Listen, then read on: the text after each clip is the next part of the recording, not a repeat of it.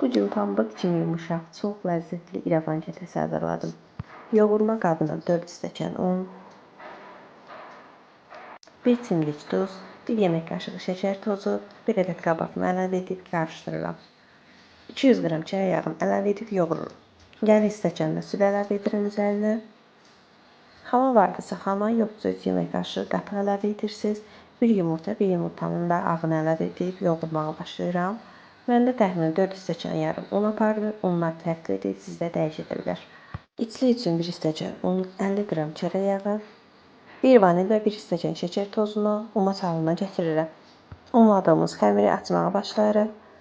Xanımlar, qeyd edim ki, İrəvan kətəsini 2 dəfə idi hazırlayırdım. İndiyə qədər niyə hazırlamamışım deyə düşünmədim deyil. Süd ilə qarışdırdığım yumurta sarısını isə üzərinə çəkirəm. Artıq sobaya getmək vaxtıdır. Bəs xanımlar, siz mənim İrəvan kətəmə 10 üzərindən neçə bal verərsiniz? Yorumlarda qeyd edin.